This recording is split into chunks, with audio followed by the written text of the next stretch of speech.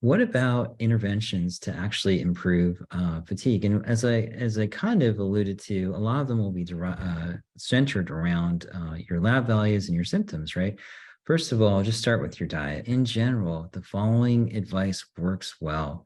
No gluten, no dairy, no nightshade vegetables. Try to avoid saturated fats. And why do we do this? Because we found that saturated fats, in particular fats from animals, tend to be correlated with higher levels of inflammation. And then when you're utilizing fats, try to avoid ones that are high in omega 6 fatty acids. And these would be things like refined seed oils, like canola oil or safflower oil or corn oil.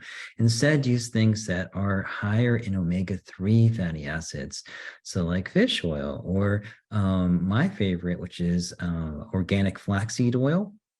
Or you can potentially use macadamia nut oil, or just use the nuts themselves.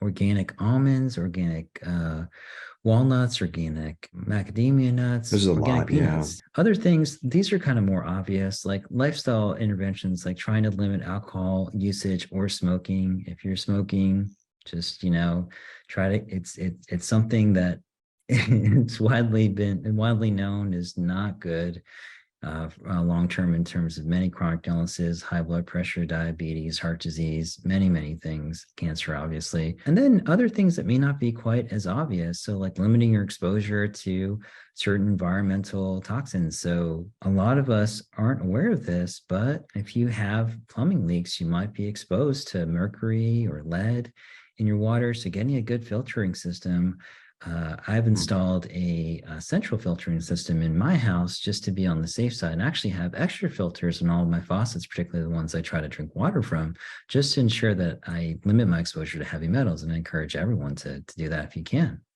And then, be really careful about moldy surfaces, right? Shag carpeting is nice to walk on, but if you spill stuff on it, it gets into the undersurface, and that stuff can get moldy. So just be really careful of that. Maybe just do a deep clean every so often. Don't try to paint over moldy surfaces. I know it's probably the easy thing to do, but clean it up, dry the surfaces. And then if you are using an humidifier, which a lot of us sometimes will have to use, particularly as it gets colder and it gets really dry, don't try to go much higher than 46%, because if you go to higher than 60% humidity, you really run the risk of mold production. And which that kind of also leads into ventilation. So just getting like filters for your house can be, which can help with reducing dust or solvents that you might be allergic to. That would be a great idea. I have a air purifier in my office, and that seems Office, to yeah. help me quite a bit.